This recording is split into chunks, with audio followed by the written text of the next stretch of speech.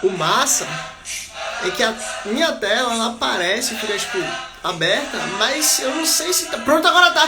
E aí, galera, beleza? Estamos aqui mais uma vez para mais uma live para honra e glória do nosso Jesus Cristo.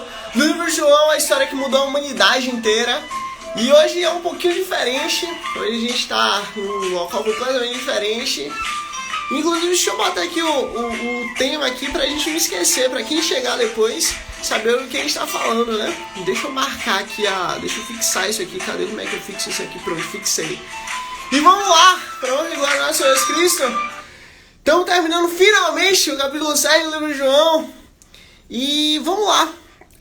A incredulidade dos líderes judeus.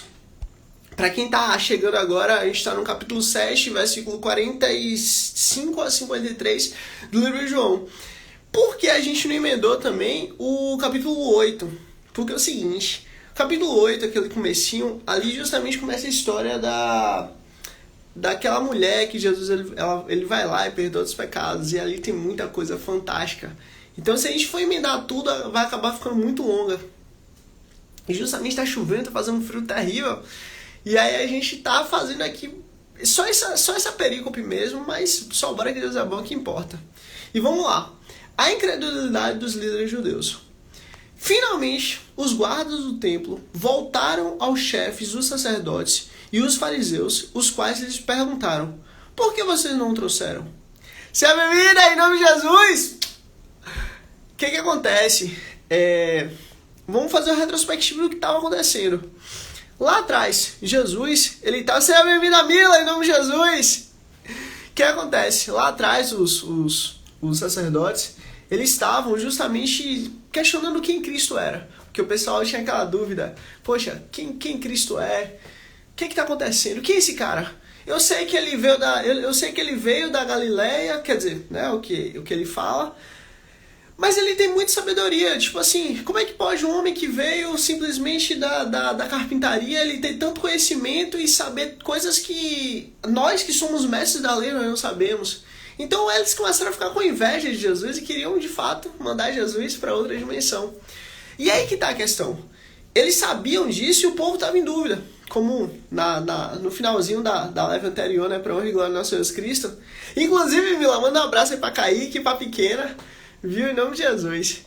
E aí o que acontece? No finalzinho da última live, aquela parte que eles estavam falando sobre o questionamento, né? Um texto cria em Cristo, de fato, não, de fato ele é o Messias, e isso é inequívoco. Outro texto estava tipo naquela dúvida, poxa, será que é ou será que não é? Não sei, ele é um profeta, mas ninguém desse texto confirmava que de fato ele era Jesus, o Messias. E o outro texto falava, não, que nada, isso é história, tá tudo bem, tudo bom, não tem problema nenhum, isso é só história, tá tudo certo. Só que aí que tá. Agora, os sumos sacerdotes chegaram para os guardas e perguntaram, vem cá, por que vocês não trouxeram? Aí que começa o negócio a ficar interessante. Versículo 46. Ninguém jamais falou da maneira como este homem fala. Declararam os guardas. Olha que coisa incrível. Os guardas chegaram lá e responderam, peraí. Esses guardas não eram qualquer tipo de guarda. Não era, por exemplo, o guarda romano. Era o guarda que era o guarda do templo. Ou seja, ele era um guarda que fazia parte da tribo de Levi. Era um guarda que tinha conhecimento ali da lei do Senhor. Era um guarda que conhecia os profetas, conhecia os patriarcas, sabia toda a história. E entendia que Cristo ele falava algo completamente diferente. Então, a partir do momento que ele chega e fala, peraí, ninguém jamais falou da maneira como este homem fala, declarou os guardas, eles estavam falando assim, olha, peraí, essa história de que o povo falou, quem esse Jesus é, a maneira que ele se porta, isso é real, isso é verdade, isso está acontecendo. Então, assim, querendo ou não, gostando ou não, era mais uma evidência de quem Cristo é. E isso é fantástico, isso é fantástico. Vamos lá. Em Mateus capítulo 7, versículo 28 e 29, diz assim: quando Jesus acabou de proferir essas palavras, as multidões estavam maravilhadas com o seu ensino. Por quê? Ele as ensinava como alguém que tem autoridade, e não como os mestres da lei. Você vê coisa incrível, né? As multidões estavam fascinadas, estavam maravilhadas com o seu ensino. Por quê? Aquela questão, né? Deus é soberano ele faz todas as coisas, ele fez todas as coisas, ele não precisa dar porquê pra ninguém. Mas ele vai lá e faz questão de dar o porquê. Ele vai lá e faz questão de ensinar o porquê. É aquela questão, o servo ele não sabe o que o seu senhor faz. Mas nós, por causa de Cristo, não somos servos apenas. Somos filhos de Deus. Fomos adotados por causa de Cristo. E por causa de Cristo, nós temos livre acesso ao Pai. Para justamente perguntar, Pai, por que o Senhor está fazendo dessa maneira? E o Pai vai lá e responde. Olha que coisa linda. As multidões estavam maravilhadas com seu ensino. Porque ele ensinava como alguém que tem autoridade. Olha que coisa fantástica. E não como os mestres da lei. Você vê, os mestres da lei, eles eram todos pomposos, eles tinham títulos, eles tinham cargos, eles eram, como Jesus fala, lindos por fora, mas por dentro sepulcros caiados, mortos, vazios. Vamos continuar. João capítulo 3, versículo 34, que a gente inclusive já passou por ele, né? Para honra e glória do nosso Jesus Cristo. Pois aquele que Deus enviou fala as palavras de Deus, porque Deus lhe dá o Espírito sem limitações. O que acontece? Os fariseus, os escribas, os mestres da lei, eles tinham limitações. As limitações humanas. As limitações ali do conhecimento em si. Porque a própria sabedoria... a gente vai chegar nesse versículo.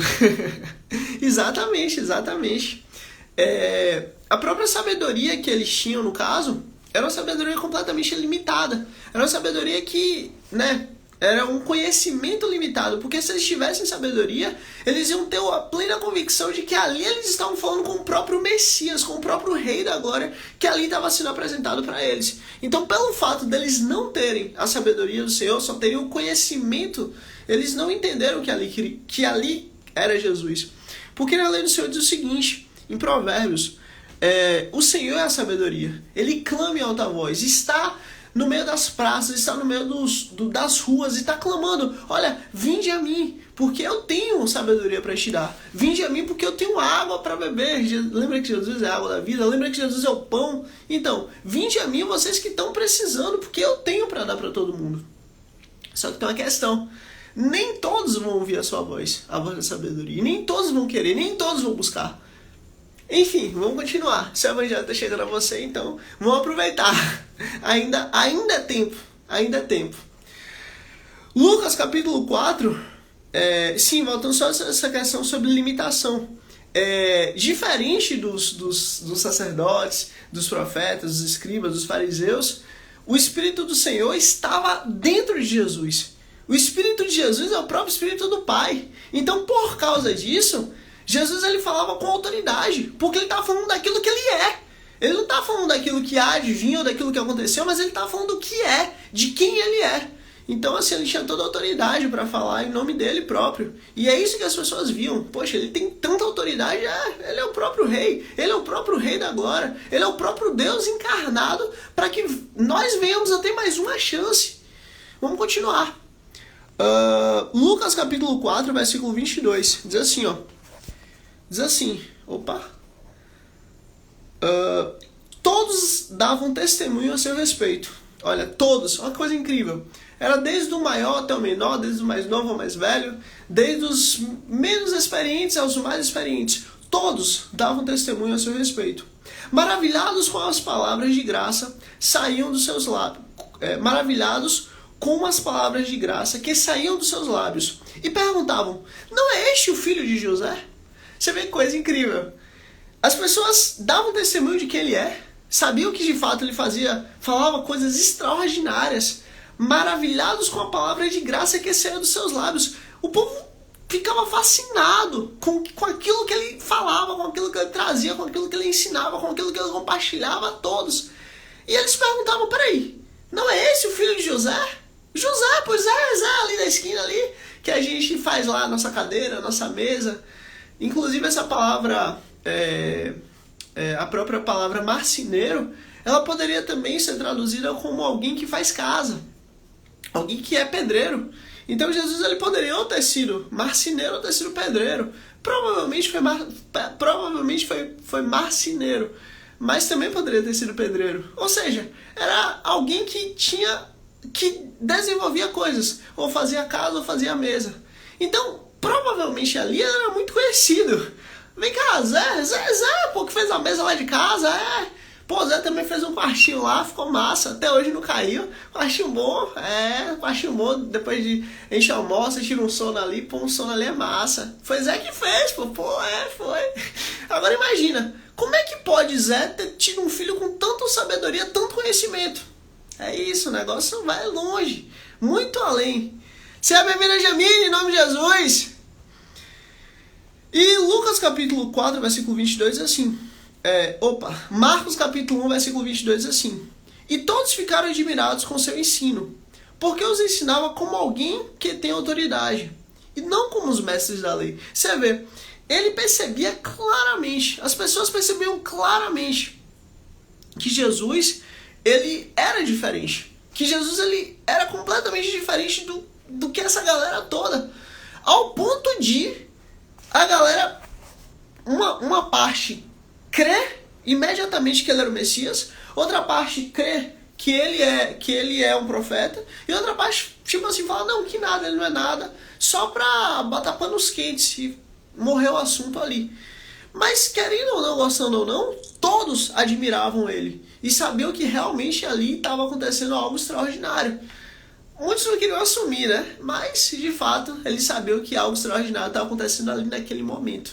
Vamos continuar. Marcos capítulo... sim, foi esse aqui. Vamos lá, capítulo 47, versículo 47. Será que vocês também foram enganados? Perguntaram os fariseus. Você vê, os fariseus chegaram para os guardas e perguntaram, vem cá, será que vocês também não foram enganados? Poxa, vocês foram prender o cara, chegaram lá, vocês ficaram ouvindo o que o cara ficou falando, e agora vocês voltaram, não trouxeram ele, e agora vocês estão falando, ele realmente faz coisas extraordinárias? Peraí, será que vocês também não foram enganados por ele? Ou seja, os sumos sacerdotes, eles estavam naquela, poxa, e agora? O povo crê que ele tem algum poder, o povo acredita que ele tem alguma capacidade, né, sei lá. Nós também estamos em dúvida, né, porque realmente ele fala coisas extraordinárias e tal, mas a gente acha que não é.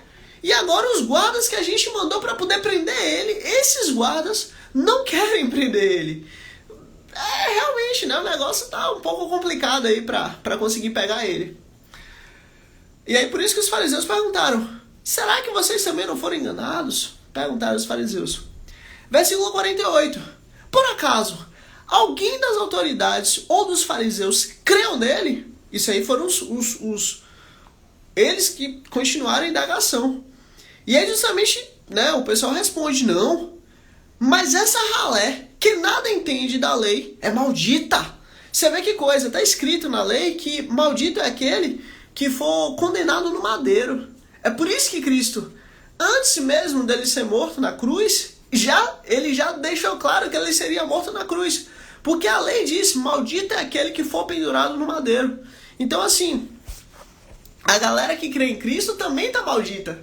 Olha que coisa maravilhosa. Para o mundo é maldição, para nós é salvação. Seja bem-vindo, Léo, em nome de Jesus.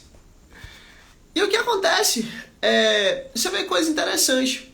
Ele responde, não, mas essa ralé que nada entende da lei é maldita. Olha que coisa fantástica, né? 1 Coríntios, capítulo 1, versículo 27, diz assim, mas Deus escolheu as coisas loucas desse mundo para envergonhar os sábios, e escolheu as coisas fracas do mundo para envergonhar os fortes. Olha aqui o que tinha sido compartilhado aqui em cima. Exatamente. Deus escolheu as coisas loucas para envergonhar os sábios, e escolheu as fracas para envergonhar os fortes. Porque não é pela nossa força, não é pela nossa capacidade, não é por quem somos, mas é por quem Ele é. Isso muda tudo. A história é completamente diferente. Eu esqueci agora o nome desse não é rei, mas ele estava ali naquele momento governando Israel. E justamente ele chega e levanta uma galera para poder ajudar Israel ali contra os filisteus. E aí ele junta uma galera, muita gente. E aí meu irmão, forte abraço. E aí simplesmente Deus chega assim pra ele e fala assim, olha, é o seguinte, você vai ter que tirar uma galera aí que tá com você. Você vai mandar esse pessoal beber água, e todos aqueles que forem beber água e chegarem lá e beber muita água com muita força e tal, esses daí vão embora. Você vai mandar tudo embora. Nessa brincadeira, tipo assim, uns 70% foi mandado embora. Todo mundo que ia baixar para beber água igual animal, botar a boca na água, você também vai mandar embora. Foi embora. Você ainda vai dizer assim, ó, alguém que se casou, alguém que quer ir embora, alguém que tá com medo, vai embora também. Foi embora. Só ficou 300. Tipo assim, digamos que tenha ido, sei lá, eu não sei quantos foram, mas vou chutar um valor. Tô chutando aqui, eu não sei se foi esse número ou não. Talvez tenha sido esse, talvez tenha sido um pouco menos, talvez tenha sido um pouco mais. Mas foi uma galera. Digamos que 10 mil pessoas tenham ido, e dessas 10 mil só ficou 300. Exatamente. Por que isso? Porque justamente Deus, todas as batalhas que Israel enfrentou, todas sem exceção, Israel sempre teve desvantagem. Sempre. Israel nunca teve vantagem nenhuma. Absolutamente nenhuma. Por quê? Para justamente todos verem que Deus estava com Israel. De maneira que é Deus quem dá a vitória. Não é Israel que vai lá e consegue pelo braço forte. Não. É Deus que vai lá e luta por Israel. Então assim... Aí, ó, 32 mil, olha que maravilha. Eram 32 mil homens. Eu falei 10 mil, 32 mil. Ou seja, muito mais gente. E desses 32 mil, e tal, se eu não me engano, foi Gideão. Acho que não foi Gideão. Gideão foi depois. Mas desses 32 mil, só ficou 300. Olha que coisa bizarra. Porque para justamente Deus deixar claro, olha, não é pela força do seu braço, não é pela sua capacidade, não é por quem você é por quem Ele é. Nós só somos instrumentos dele, nada mais. Acabou, Ele que é o poderoso, Ele que é o rei da glória, Ele que faz todas as coisas. E nós só somos instrumento e acabou. E tem uma parte que é o seguinte, tem um momento muito específico que Deus ele chega para os reis ali de Israel e fala assim, olha, eu não quero que vocês contem o povo, faça a contagem do povo. Por quê? Porque a partir do momento que o rei ele tem a capacidade de saber quantos homens de guerra ele tem, esse rei ele vai ter confiança nos guerreiros que ele tem. Ele vai ter confiança no exército que ele tem. E a partir do momento que ele tem confiança no exército que ele tem, a confiança dele... Aí, ó, foi Gideão, glória a Deus. E a partir do momento que ele tem confiança no exército dele, ele deixa de ter confiança em Deus. O que acontece? Davi, ele estava bem, né? O reinado estava funcionando, as coisas estavam acontecendo, depois de muita guerra, depois de muita luta.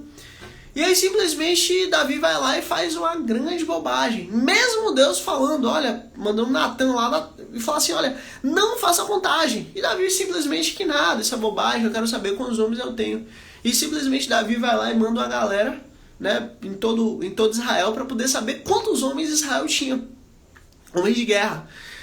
E por causa disso, Deus foi lá e puniu Davi com muita força. Olha, o que você prefere? Você prefere cair na mão dos seus inimigos? Você prefere que venha uma praga sobre o povo? Ou você prefere cair? Ou você prefere que uma praga venha para você? Se eu não me engano, foi essas três consequências. Mas fato é, Davi vai lá e fala, pela sabedoria do Senhor, né? Não, Senhor, eu quero cair na sua mão. O negócio foi terrível. Davi pagou caríssimo por isso. Mas por que eu tô falando isso? Porque em todo momento, em todas as situações, sempre Israel teve desvantagem. Israel nunca teve nenhuma batalha que ele teve alguma vantagem. Pelo contrário. E por que eu tô falando isso?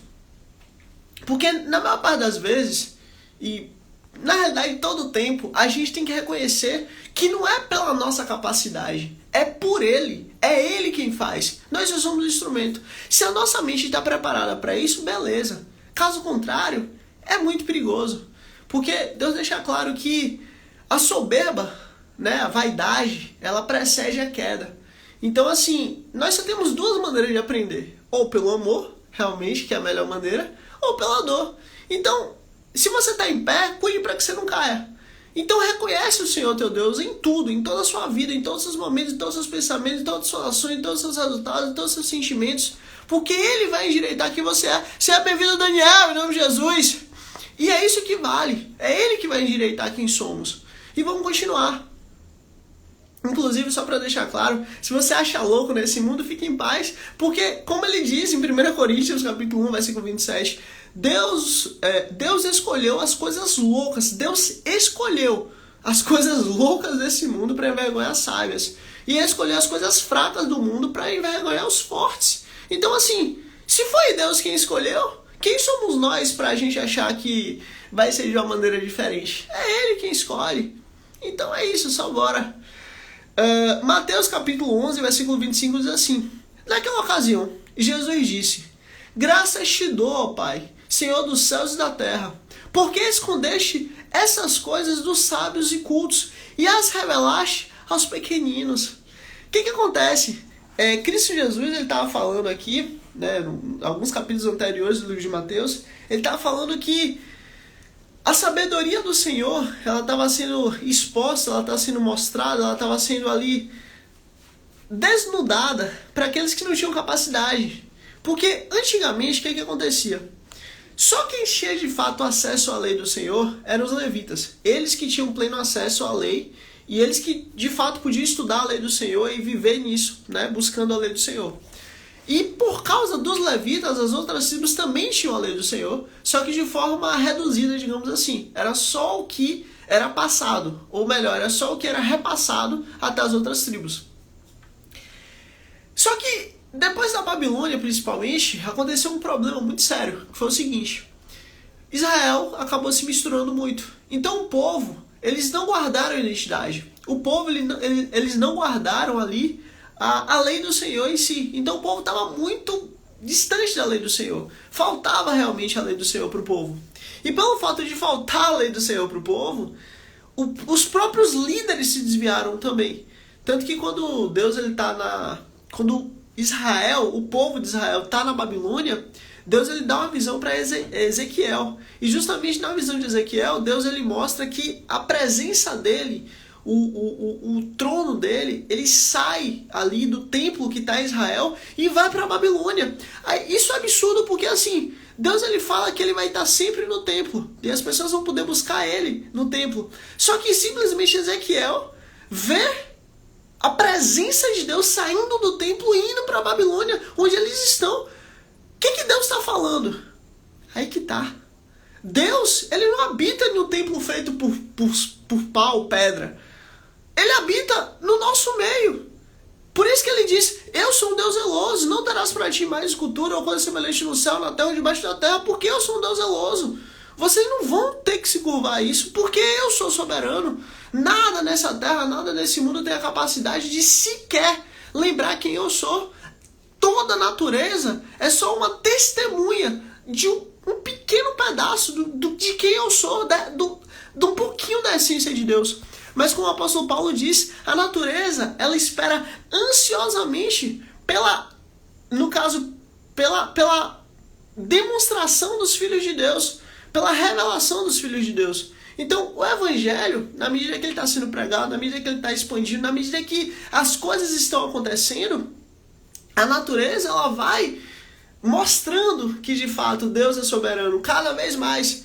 Mas ela não é suficiente para poder levar o pecador para o arrependimento. Ela não é suficiente para poder levar aquele que está perecendo para a vida. Ela não é suficiente para dizer: olha, nós precisamos de Jesus. Você da sua maneira e eu da minha maneira. Não existe você ter um pecado maior que o meu ou eu ter um pecado maior que você. Pelo contrário, nós carecemos de Deus da mesma maneira. Então assim, a partir do momento que a gente tem esse entendimento, tudo muda. E é por isso que Deus dá glória ao Pai por isso. Porque as pessoas que não tinham acesso à lei do Senhor passaram a ter. As pessoas que eram esquecidas pelos sacerdotes, pelos sacerdotes, pelos sumos sacerdotes, pelos escribas, pelos fariseus, pelos mestres da lei, essas pessoas estavam ali recebendo o próprio evangelho pelo próprio Deus. Cristo estava ali pregando o evangelho. Tanto que um dos sinais, né, que depois João Batista ele pergunta: peraí, de fato é você o Messias? O que Jesus responde? Fale o que você vê. Cegos veem, mudos ouvem. Cegos veem, mudos falam. E o mais importante, é pregado o reino dos céus àqueles que não têm condição, àqueles que eram esquecidos, àqueles que eram deixados, aos pobres. Então assim, esse é o sinal mais importante. Inclusive, só para deixar uma coisa clara, vai haver sinais e maravilhas da parte de Satanás nos últimos dias. Vai haver nos últimos dias, a besta, o anticristo, o falso messias, eles vão fazer sinais e maravilhas, vão fazer cura, vão fazer milagres extraordinários, vão fazer coisas extraordinárias. Mas nada disso é um sinal de que Deus está ali. Pelo contrário, a única coisa que Deus deixa claro que a presença dele está ali é literalmente o reino do céu ser pregado, é literalmente a palavra ser pregada, é literalmente a palavra ser exposta. É isso que comprova que de fato ali o reino do céu está ali. Caso contrário, é só um clube social. Talvez essa seja a melhor maneira de falar. E vamos continuar. É por isso que Jesus fala: graças eu te dou, Pai, Senhor dos céus e da terra, porque escondeste essas coisas dos sábios e cultos e as revelaste aos pequeninos. Isso que é extraordinário. Porque enquanto os mestres da lei, os fariseus, eles estavam ali todos guardados no meio de suas casas maravilhosas, no meio de pessoas ali bonitas, cheirosas, arrumadas, no meio de pessoas ali com toda a vaidade, no meio ali do próprio palácio do rei, Jesus estava ali na podridão, na lama, na sujeira, no local que eles não iam, porque eles, na cabeça deles, se eles fossem lá, eles iriam ficar impuros, sendo que Jesus deixa claro que ele justamente veio para aqueles que são sujos, para aqueles que estão perdidos, para aqueles que precisam de cura. E ele é a cura. E justamente por isso que ele diz lá em Isaías, por suas pisaduras nós somos sarados. Aí a pessoa às vezes, meu Deus, mas como é que a gente vai ser sarado, né? Como é que a gente vai ser sarado se uma pessoa crê em Cristo e ela tem certa doença? Mas espera aí, Isaías está fazendo uma alusão direta a Gênesis, aquela doença que está escrita. Quando o homem caiu, literalmente ali foi feita uma doença. A queda do homem é uma doença. A palavra ali do hebraico justamente é uma ligação direta. Isaías com Gênesis, falando dessa doença. Por causa de Cristo, essa doença foi curada. A doença do pecado, a doença da morte eterna, a doença da distância de Deus. Isso muda tudo. Lucas capítulo 1, versículo 52 e 53 diz assim: ele derrubou governantes dos seus tronos, mas exaltou os humildes. Encheu de coisas boas os famintos, mas despediu de mãos vazias os ricos. Esse aqui é o cântico de Maria, que justamente está deixando claro quem Cristo é. É ele que derrubou os governantes dos seus tronos. Quando ele fala isso, o que acontece? Vamos lá atrás, vamos voltar um pouquinho. Quando Adão caiu, ele literalmente, seja bem-vindo, Lírio Conservador. Quando Adão caiu, ele perdeu ali, ele deu a chave da morte do abismo para Satanás. E por causa disso, os governos dessa terra passaram a ser de Satanás. Então, querendo ou não, esses governos que estavam aqui, inclusive, né, o mundo jaz do maligno. Mas esse poderio que existia, esse poderio que a morte tinha, essa capacidade que a morte tinha, ela foi arrancada, ela foi destruída. Cristo nos deu um oponente já vencido. Cristo já venceu Satanás. Cristo já venceu a morte. Cristo já venceu a destruição eterna para nós que cremos nele. Então assim, ele derrubou os governantes dos seus tronos, mas exaltou os humildes. Gente, Jesus era manso e humilde de coração. A gente não pode tentar ser diferente. Eu não sou melhor que você, nem você é melhor que eu. Todos nós precisamos nos humilhar perante o Senhor, porque Ele que é soberano. Nós só somos servos e nada mais ou nada além. Pelo contrário, Jesus próprio disse: aquele que quiser ser maior no reino dos céus, terá que ser o menor. Aquele que quiser ser servido, terá que servir. Aquele que quiser ser maior que todos, terá que ser o menor que todos. Então assim, o reino dos céus, a lógica é diferente. Maior é aquele que serve, maior é aquele que dá, maior é aquele que ajuda, maior é aquele que se disponibiliza a estar ali fazendo algo pelo outro. Isso que é extraordinário. Mas exaltou os humildes, encheu de coisas boas os famintos. Olha coisa, né? Coisa boa. Encheu de coisas boas os famintos, mas despediu de mãos vazias os ricos. Existe aqui uma questão aqui. Não é que Deus ele é contrário ao rico. Não, o rico tem que ir pro inferno, o rico tem que morrer. Não, não é isso não. Mas é o seguinte. Sempre que a gente coloca o amor no dinheiro, vixe, o negócio vai de mal a pior. Porque, querendo ou não, gostando ou não, Jesus ele enfrentou tudo nessa terra. Mas a única coisa que Jesus ele considerou como Senhor não foi Satanás, não foi inferno, não foi anjo, não foi demônio, não foi nada. A única coisa que Jesus considerou como Senhor nessa vida, nesse mundo, foi o dinheiro. A única coisa. Não existiu outra coisa que Jesus considerou como Senhor nesse mundo. E qual é o problema? O dinheiro ele tem uma capacidade absurda de, eu não digo substituir Deus, mas fazer com que o homem se esqueça de Deus de forma deliberada. Como assim? Se a pessoa tem pouco dinheiro, ela não vai poder, por exemplo, comer o que ela quiser, na hora que ela quiser, ou quanto ela quiser. Ou seja, ela não vai poder ser glutona. Porque ela vai chegar ali na padaria e só vai ter condição de comprar um pão. Mas se a pessoa tem muito dinheiro, ela vai poder comer até ela morrer de comer, sem problema nenhum. Assim também como se a pessoa, se ela tiver muito dinheiro e ela quiser gastar a vida dela, sei lá, vivendo nesse mundo aí, com todos os pecados que ela quiser.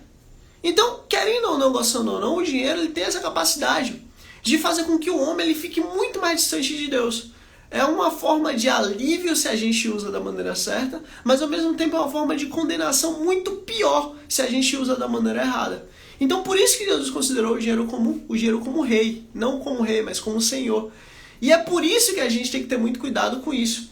E quando justamente está escrito aqui que despediu de mão vazia os ricos, é justamente esse sentido, é nesse sentido de que despediu de mãos vazias aqueles que amam o dinheiro. Porque o princípio justamente da sabedoria é o temor do Senhor. Mas o princípio da riqueza é literalmente ter o dinheiro como prioridade. Porque se a pessoa usa o dinheiro, provavelmente ela não vai conseguir guardar. Agora, se a pessoa guarda, se ela tem, se ela retém, se ela segura, já começa o negócio a ficar perigoso. Então, assim, não também que guardar seja ruim, pelo contrário, ele diz que é necessário que a gente se planeje, ele diz que é necessário que a gente, antes de começar uma obra, a gente pense, estruture aquilo, para ver se a gente vai ter condição ou não de fazer. Mas no sentido de ter aquilo como ídolo. A gente guardar aquilo e segurar aquilo com tanta força que a gente esqueça que aquilo é passageiro, mas que existe um porquê a gente está aqui. Que a gente guardando o dinheiro com tanta força, a gente esqueça o nosso propósito. É basicamente nisso que ele diz. Só para deixar claro, independente de quanto dinheiro você tem, ele não vai ser suficiente para poder aumentar 1 segundo de vida. Ou ele também não vai ser suficiente para poder tirar 1 segundo de vida. Você só vai embora quando o Senhor quiser. Agora, a partir do momento que você acredita que isso é possível, ou melhor, a partir do momento que você acredita a sua fé, sua tranquilidade, sua paz no dinheiro, você literalmente tirou Deus da posição dele, do seu coração, e colocou no dinheiro. Então, assim, 12 pães se quiser, exatamente. Então, assim, a gente tem que ter muito cuidado com isso. Nossa fé, nossa segurança, nossa tranquilidade, nossa paz, ela não tem que estar no dinheiro ou em qualquer outra coisa. Ela tem que estar em Deus, e só em Deus e acabou. É isso que importa, isso que é fundamental. É nisso que o Senhor ele está se baseando aqui, nessa questão de mas despediu de mãos vazias os ricos. Tiago, capítulo 2, versículo 5, inclusive só para finalizar essa questão, Abraão era extremamente rico. Jó era o homem mais rico da face da terra e depois Deus dobrou de tamanho tudo que ele tinha. O próprio Davi também, né? O reinado de Davi foi absurdo. Salomão, então, eu nem preciso dizer que foi o homem mais rico da face dessa terra. Assim como teve outros também, porque agora fugiu, mas Israel sempre, alguns tiveram muita condição. Mas fato é, nossa confiança, nossa fé, nossa necessidade, nossa esperança sempre tem que estar em Deus. Não no que nós temos, seja coisas físicas ou coisas espirituais, mas sim sempre em Deus. Vamos continuar. Em Tiago, capítulo 2, versículo 5, diz assim: ouçam, meus amados irmãos, não escolheu Deus os que são pobres aos olhos do mundo, para serem ricos em fé e herdarem o reino que ele prometeu aos que o amam? Olha que coisa fantástica. Inclusive assim, ó, é assim que a gente faz. Olha que coisa fantástica. Não escolheu Deus os pobres aos olhos do mundo para serem ricos em fé? Gente, isso aqui é fantástico porque assim, ó, o homem, ele considera o outro, infelizmente de uma maneira errada, mas infelizmente ele considera o outro pelo que o outro tem, né, de dinheiro. Mas Deus, ele justamente escolheu os pobres, os que não têm dinheiro, os que não têm condição. Por quê? Para justamente mostrar que, olha, está disponível a todos, é de todos, qualquer um que crê vai ser salvo e acabou. Não é porque a pessoa teve a sorte, digamos assim, de ser rico, mas a qualquer um. O evangelho está perto. Basta buscar, basta ouvir, basta se render e tá tudo beleza. E isso é fantástico porque a mensagem continua. Não escolheu Deus os que são pobres aos olhos do mundo para serem ricos em fé e herdarem o reino que ele prometeu aos que o amam. Gente, a promessa está viva. A promessa do nosso 7º dia, do nosso descanso, da nossa tranquilidade eterna, ela continua. Não é que a gente vai um dia, talvez entrar. Não! Nós vamos viver a eternidade com o Senhor. Nós ainda estamos no 6º dia. E Cristo já nos garantiu nossa eternidade com o Pai. Nossa tranquilidade com Ele eternamente. Por quê? Porque Ele garantiu a todos que creem nele. Então assim, querendo ou não, gostando ou não, não é uma dúvida que nós vamos ter a vida eterna. É uma certeza. Certeza por causa de Cristo. Guardada em Cristo. E é isso que importa. Vamos continuar. Versículo... Tiago. Isaías 55, capítulo 8 e 9. Diz assim: pois os meus pensamentos não são os pensamentos de vocês, nem os seus caminhos são os meus caminhos, declara o soberano Senhor. Assim como os céus são mais altos do que a terra, também os meus caminhos são mais altos do que os seus caminhos. E os meus pensamentos são muito mais altos do que os seus pensamentos. Olha que coisa fantástica. Olha, é basicamente Deus falando assim: você consegue ver, mal você consegue ver sua mão, a palma da sua mão. Eu vejo muito além do que isso. Pronto, voltou. Você mal consegue ver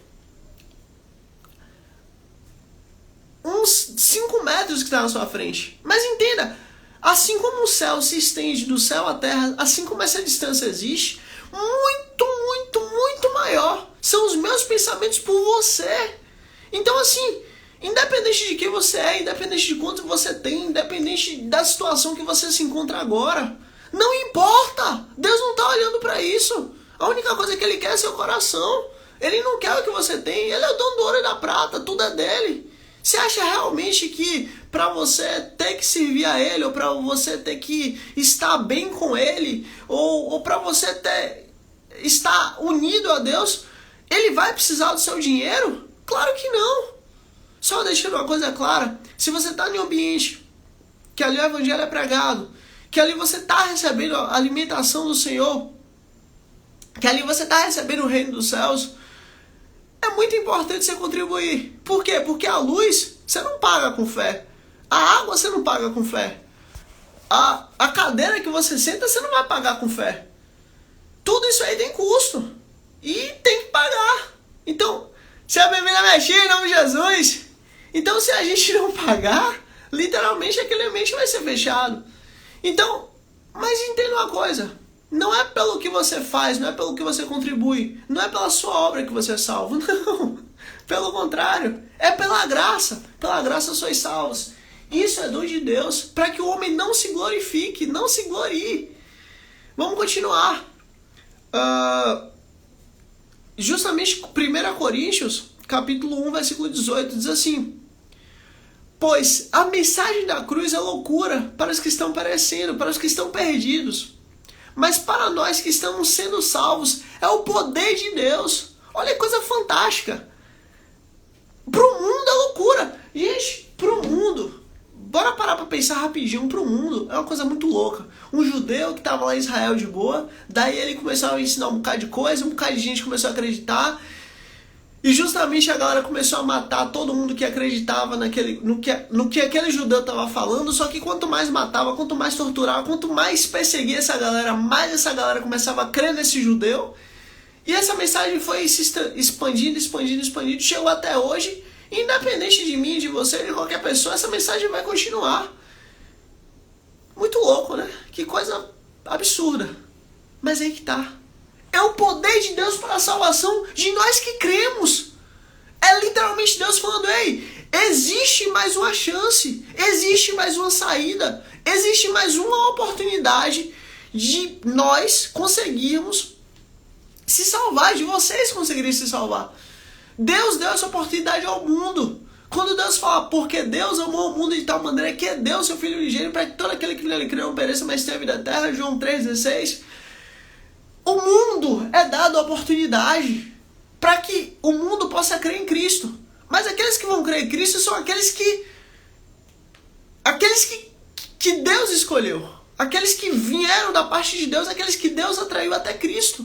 Não somos nós que vamos para Deus. Literalmente é Deus que nos atrai a Cristo. É Ele quem nos pega, é Ele que entra no mais profundo do inferno para nos buscar e arrancar do reino das trevas e levar para o reino de Cristo. Então, não foi você que foi até Cristo, foi Ele que te buscou, foi Ele que te pegou, foi Ele que te adotou como filho de Deus. E foi Ele que tem você. E justamente a nossa alma, minha alma, a sua alma, ela está guardada em Cristo.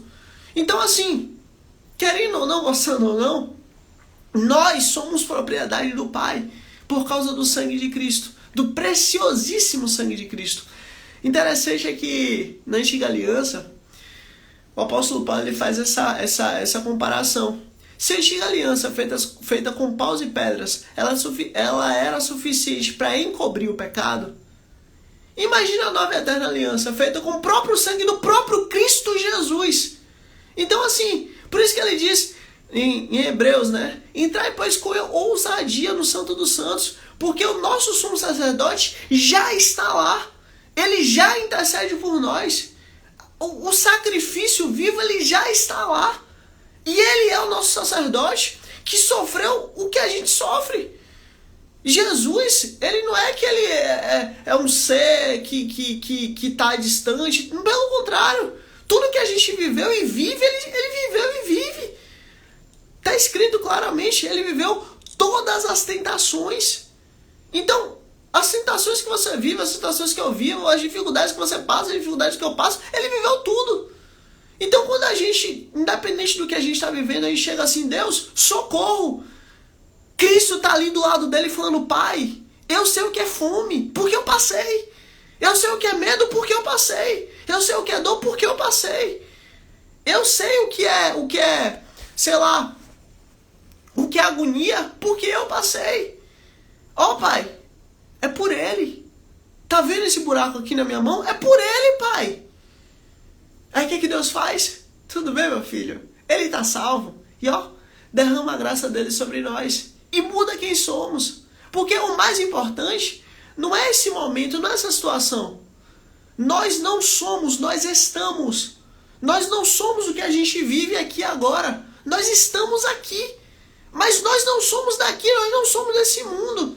A mensagem da cruz, a mensagem do evangelho, o evangelion, a mensagem positiva, a mensagem das boas novas, a mensagem de vida, ela justamente é essa. Olha, nós somos condenados por causa de Adão, por causa do pecado. Mas por causa de Cristo, nós agora temos vida nova. E justamente é isso que Cristo está dando glória ao Pai. Mas para nós que estamos sendo salvos, é o poder de Deus. Olha que coisa fantástica. Para muitos é uma perca de tempo. Para um texto específico é uma perca de tempo. Para outro texto, poxa, talvez seja perca de tempo e tal, talvez não seja, mas eu vou aqui curtir minha vida em paz, em algum momento vai dar, eu vou voltar para esse caminho e vou ser salvo. E para outros não, de fato é o poder de Deus. Eu espero realmente que para você seja o poder de Deus, que para mim é. Então, por que eu espero isso? Porque quanto mais rápido a gente entende que é o poder de Deus, mais rápido a gente vai trabalhando nesse sentido. Porque o Espírito Santo ele trabalha dentro de nós. Mas Deus ele deixa claro que nós temos a capacidade de escolha. A gente pode sempre escolher dois caminhos. Ou o caminho bom, ou o caminho mau. Ou fazer aquilo que o mundo gosta, que esse mundo quer. Ou fazer aquilo que a gente sabe que agrada ao Pai. E muitas vezes, para falar a verdade, sempre vai desagradar esse mundo. Enfim, é uma escolha nossa. E por isso que é importante, para nós que estamos sendo salvos, é o poder de Deus. Olha que coisa incrível. Versículo 50. Nicodemos, um deles, no caso um dos que fazem parte ali do Sinédrio, que tinha antes procurado Jesus, perguntou-lhes, lembra que Nicodemos foi aquele membro do Sinédrio que chegou aí em Jesus e falou, Jesus, o que eu posso fazer para ser salvo? E aí Jesus chega para ele e fala, olha, é necessário que você venha nascer de novo. E aí ele, nascer de novo? Poxa, como é que eu vou nascer de novo? Como é que eu vou voltar para a barriga da minha mãe? E aí Jesus, seja bem-vindo, Igor, em nome de Jesus, forte abraço a você, meu irmão. Como é que eu vou nascer de novo? Isso é difícil. Como é que eu vou voltar para a barriga da minha mãe? Aí ele fala, não, peraí, quem crê em mim, rios de água viva vão fluir através de mim. Aí ele, nossa, que coisa incrível. Agora, como é isso possível? Só isso, só crer. Vai crendo que o negócio vai acontecendo. Vai crendo que o negócio vai chegando, vai passando, vai mudando. Não é só pela sua força, não é pela sua capacidade, mas é por Ele. Quando você crê nele, as coisas vão acontecendo. E isso é incrível. Versículo 51. E esse é Nicodemos. Esse é chamado inclusive de o discípulo oculto. É aquele discípulo que foi de noite conversar com Jesus. A nossa lei condena alguém. Isso é o que Nicodemos está dizendo. A nossa lei condena alguém sem primeiro ouvi-lo, para saber o que ele está fazendo. Ele está perguntando, né? A nossa lei condena alguém sem primeiro ouvi-lo, para saber o que ele está fazendo. Como assim? No nosso direito atual, ele segue muito o direito romano. E o direito romano, por sua vez, ele segue, né? Eu não vou dizer totalmente, mas 99% dele, ele segue ali o direito judaico-cristão, né? Muita gente é contrário, né? Mas querendo ou não, gostando ou não, a lei do Senhor é a coisa que mais protege, mais guarda, mais purifica, mais cuida da humanidade. Mas enfim, as pessoas não querem saber, mas tudo bem. Mas o próprio direito romano, ele tem princípios. O próprio direito atual, o próprio direito moderno, ele tem princípios. E um deles é o princípio da ampla defesa. Que esse princípio diz o seguinte: como é que a gente vai condenar alguém sem que essa pessoa tenha capacidade de se defender? Tipo assim, é difícil, né? Quando a gente ouve só um lado da história, a gente não sabe se aquele lado é real ou não.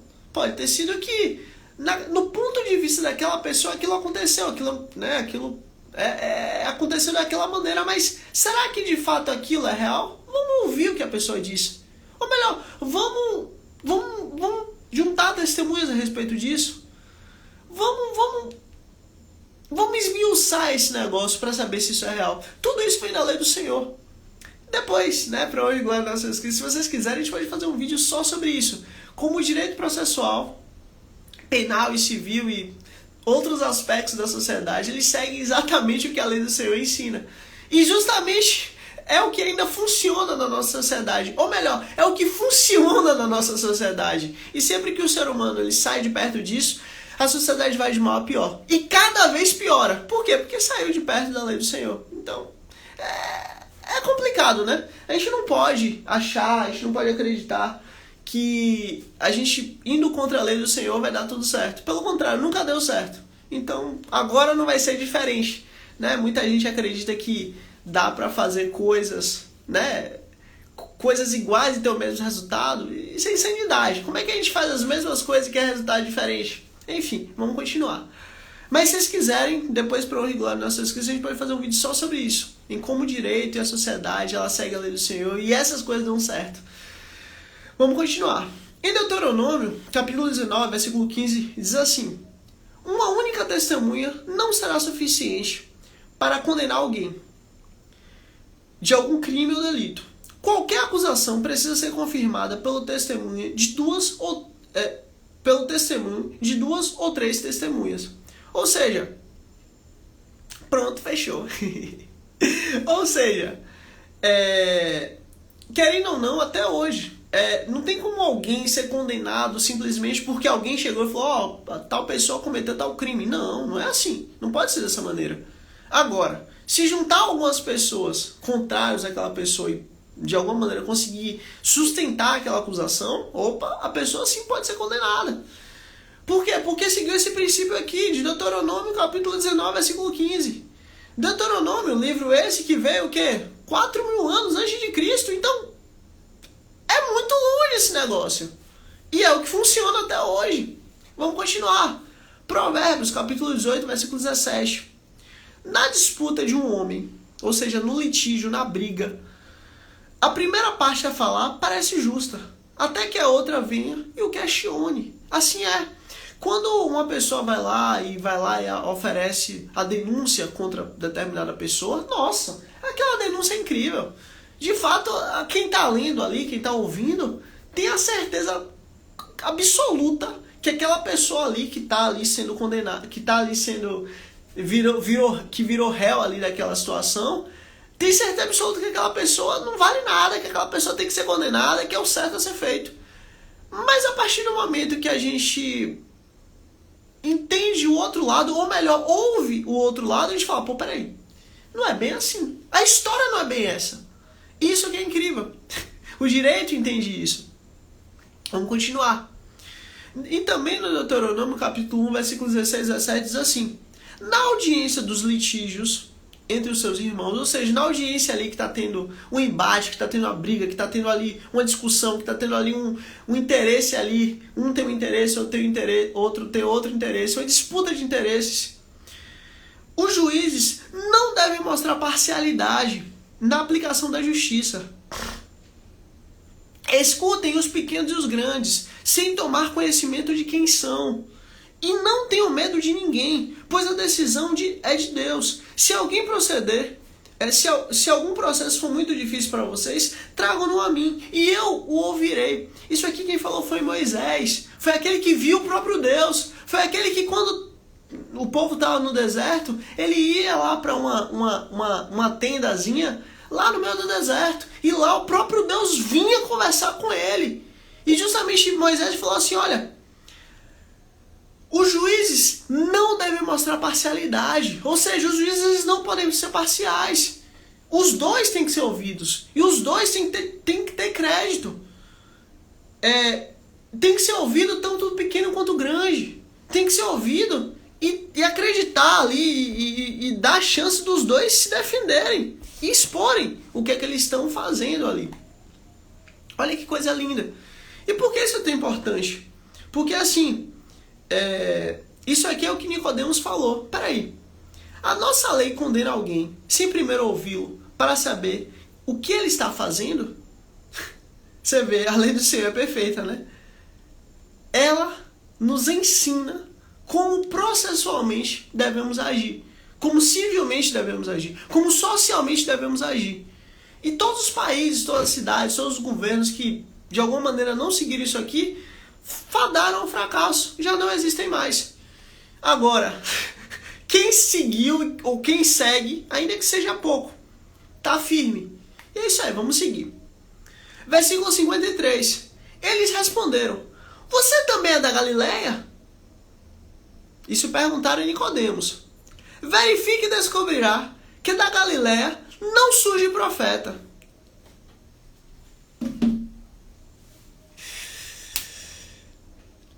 Isso aqui foi talvez, eu não digo o maior absurdo que os fariseus falaram, porque o maior absurdo que eles falaram foi outra coisa. Mas isso aqui foi uma coisa bizarra, totalmente bizarra que os fariseus falaram. Por quê? Nicodemos, ele veio da Galileia. Só que tem um ponto aqui fundamental. Existe um profeta, que inclusive foi um profeta muito grande, que inclusive o próprio Jesus falou que esse profeta ele fez um sinal que seria miraculoso. E o próprio Jesus faria um sinal semelhante. Sinal esse que, se a gente for analisar a vida dele, desse profeta, tem uma vida muito parecida, a tipologia dele, com a história de Cristo. Não é que ele é Cristo, nada disso, mas a mensagem dele. Ele veio para cumprir um chamado pequeno, rápido, um chamado curto, mas um chamado de arrependimento. Um chamado de um povo que vivia nas trevas, de um povo que vivia na maldade, de um povo que vivia na escuridão, de um povo que odiava o Senhor. E que justamente recebeu o Evangelho. E por causa do Evangelho mudou. E por causa do Evangelho, ali aquele povo deixou de viver o que eles viviam e passou a ser outras pessoas por causa do Evangelho. Então quando Cristo ele fala, olha, eu vou dar um sinal. E vai ser um sinal como o sinal de Jonas. Assim como Jonas passou 3 dias no ventre da terra, eu também vou passar. E vou voltar. Para quê? Para que justamente em mim seja cumprido a lei inteira do Senhor. O que acontece? Os fariseus, eles só queriam negar Cristo. Eles só queriam, de alguma maneira, dizer que Cristo não era o Messias. Eles sequer buscaram a lei do Senhor. Porque se eles tivessem buscado a lei do Senhor, eles não teriam falado essa barbaridade. Em 2 Reis, capítulo 14, versículo 25, diz assim: Jonas veio de Gat-Eper, uma cidade da Galileia, que fica a 4 quilômetros da Judéia. Ou seja, Jonas, segundo aqui o livro de 2 Reis, capítulo 14, versículo 25, diz que Jonas veio de Gat-Eper, uma cidade da Galileia. Ué, como é que o fariseu, o mestre da lei, aquele que faz parte do sinédrio, aquele que estava querendo matar o rei dos reis e o senhor dos senhores, como é que ele chega e fala, não, até hoje nunca nenhum profeta veio da Galileia? Como é que ele teve coragem de falar uma coisa dessa? Sendo que a lei do Senhor é clara em dizer que não, Jonas veio de lá. Mas sabe por que ele disse isso? Porque a preocupação dele não era em guardar a lei do Senhor, não era em manter a lei do Senhor, não era em ser fiel à lei do Senhor. A preocupação dele era em ser contrário a Cristo, era em ser contrário ao Messias, era em ser contrário a Cristo Jesus, ao Evangelho que está sendo pregado, porque as pessoas estavam começando a crer que Cristo é o Rei da Glória. E não era justamente do propósito do Senhor que assim fosse. Por quê? Porque se eles crescem, o Evangelho não tinha chegado a nós. Se eles crescem, a gente não teria acesso a Cristo. Eles foram o povo eleito. Eles foram a nação eleita. Deus fez uma aliança com Abraão. Deus não fez uma aliança com nenhum povo dessa terra. Deus não fez uma aliança com nenhuma tribo dessa terra. Deus fez uma aliança com Abraão. E essa aliança se manteve. Mas em Cristo foi dado ao mundo a oportunidade para que todo aquele que cresce em Cristo viesse a ter essa vida eterna. E é por isso que o apóstolo Paulo diz: que valor há, pois, na circuncisão? Peraí, se você é circunciso e se você não segue a lei, você está desprezando a circuncisão. Agora, se alguém que é incircunciso segue a lei, ele está sendo judeu e você não. Então assim, a circuncisão verdadeira ela é feita não naquele que é circuncidado na carne, mas aquele que é circuncidado no coração, no espírito. Essa circuncisão não vem de homem, mas vem de Deus, para a glória do Pai. Ou seja, todas as vezes que literalmente o Espírito Santo ele trabalha em nós, ele vai mudando quem somos, ele vai mudando nossa mente, ele vai mudando nosso comportamento, ele vai mudando quem somos. É o Senhor sendo glorificado em nós. E voltando àquele ponto, não é pela sua força, não é pela sua capacidade, não é por quem você é, mas é Ele através de você. E voltando aqui, os fariseus eles não queriam, de maneira nenhuma, que o povo soubesse que o Evangelho estava sendo pregado e que o Messias estava ali. O que eles queriam de fato era só negar o Messias. E eles esqueceram isso. Em 2 Reis, capítulo 14, versículo 25, diz claramente que Jonas veio de Gat-Eper, uma cidade da Galileia. Cidade essa que fica a 4 quilômetros da Judéia. Isso significa que Jonas nasceu dentro da Galileia. Ou seja, os fariseus mais uma vez erraram. Os mestres da lei, os doutores da lei, mais uma vez erraram. Porque eles não estavam com a sabedoria do Senhor. Eles estavam ali totalmente perdidos, cheios de confusão. Eles estavam muito mais seguindo as religiões ali dos babilônios e daquela galera do que necessariamente a lei do Senhor. Porque se estivessem seguindo a lei do Senhor, eles iriam reconhecer. É por isso que Jesus fala. Jesus deixa muito claro. Se vocês fossem de fato filhos de Abraão, vocês iriam me conhecer. Se vocês fossem de fato filhos de Abraão, vocês não iam procurar me matar. Se vocês fossem de fato filhos de Abraão, vocês não iam querer me destruir, me matar. Mas vocês não são filhos de Abraão e vocês não seguem a lei do Pai. Pelo contrário, vocês estão distantes do Pai. E vocês são filhos do demônio, porque vocês estão mentindo. A mentira do demônio. Vocês não estão com a lei do Senhor. Enfim, aqui a gente mais uma vez descobriu isso, né?